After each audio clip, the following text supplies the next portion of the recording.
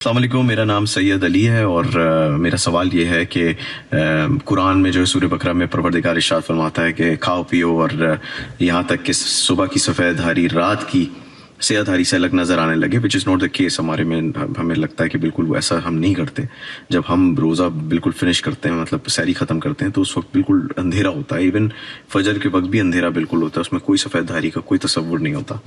اور اسی طریقے سے اسی کے بعد آیت ہے کہ اور روزہ پورا کرو، رات تک روزہ پورا کرو. لیل کا ورڈ یوز ہوا ہے اور ہمارا یہی کیس ہے کہ ہم جب روزہ کھولتے ہیں تب بھی رات کا کوئی تصور ہی نہیں ہوتا. تو پلیز اس چیز کے لیے رہنمائی فرمائیں. دیکھیے جی، حدیث پاک میں واضح طور پہ آیا ہے کہ جب رات آ جائے اقبل اللیل اور دن چلا جائے ادبر النہار وغابت الشمس اور سورج غروب ہو جائے تو روزے میں افطار کر لیا جائے، اس میں تاخیر نہ کی جائے.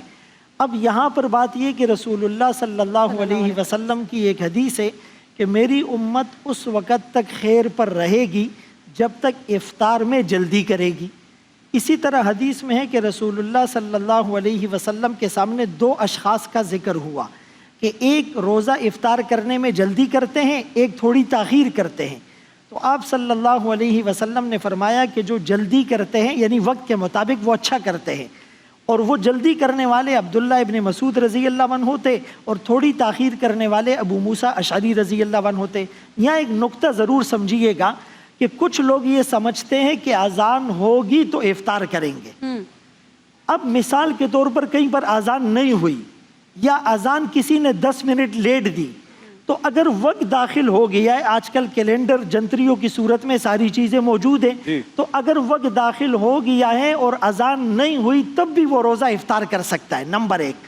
نمبر 2، کسی نے جلدی اذان دے دی، وقت داخل نہیں ہوا ہے، تو وہ اذان کھولنے پر، اذان پر بھی جو روزہ کھولے گا اس کا روزہ نہیں ہوگا. تو ان چیزوں میں تھوڑی سی احتیاط کی جائے. اور یہ جو جتنے کیلنڈر بنے ہیں تو یہ بڑے محتاط اندازے کے مطابق یہ میں آپ کو ایک چیز دکھا رہی ہوں اجازت سے آپ کے پاس آ کے. یہ یو اے ای کا کیلنڈر ہے جو روزہ، اس میں امساک لکھا ہے، یہ ٹائم ہے کہ جس میں آپ نے بند کر دینا ہی سحری، اور فجر کا ٹائم الگ لکھا ہوا ہے. ہمارے ہاں تو ہم بالکل اذان کے ساتھ ہی بند کرتے ہیں روزہ.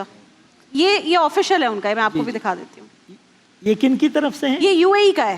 اچھا، تو میرا سوال یہ کہ یہ وہاں پر مجھے معلوم ہے، یہ کراچی کی بھی کیلنڈرز میں، ہمارے فقہ جعفریہ کے کیلنڈرز میں ایسا ہوتا ہے احتیاط کے مطابق. یہ امساک کا مطلب ہوتی ہے احتیاط، یہاں پر اس سے مراد احتیاط ہے. یعنی یہ کہ اگر آپ نے 10 منٹ پہلے روزہ بند کر دیا ہے تو آپ کے منہ میں کوئی ایسی چیز نہ رہ گئی ہو کہ جو بعد میں حلق میں چلی جائے، تو آپ اچھی طریقے سے کلی کر لیں. وہ جو ٹوتھ پیسٹ کا مسئلہ آیا تھا، برش کر لیجیے، آپ کے پاس تھوڑا وقت رہے. اگر میڈیسن بھول گئے تو میڈیسن یوز کر لیجیے.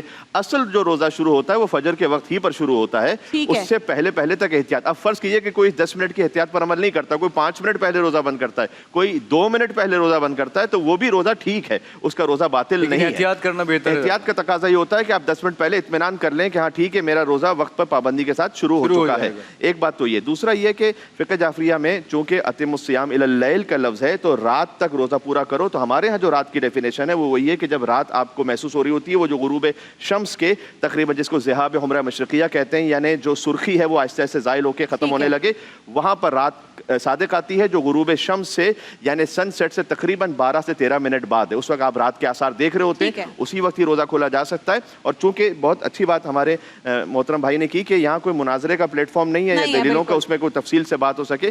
بس اتنا خالی عرض ہے کہ یہ بات صحیح ہے کہ روزہ کھول لینے میں آپ جلدی کیجئے، لیکن جب وقت آ جائے تو جلدی کیجئے. تو اب جو وقت کا جو معیار ہے، اب جیسے حج کرنے میں آپ پر حج واجب ہو چکا ہے تو جلدی کیجئے. جلدی کیجئے کا مطلب ہے کہ ذی الحج میں اس کو کیجئے، رمضان میں حج نہ کر لیجئے کیونکہ وقت ہی نہیں آیا ہوا.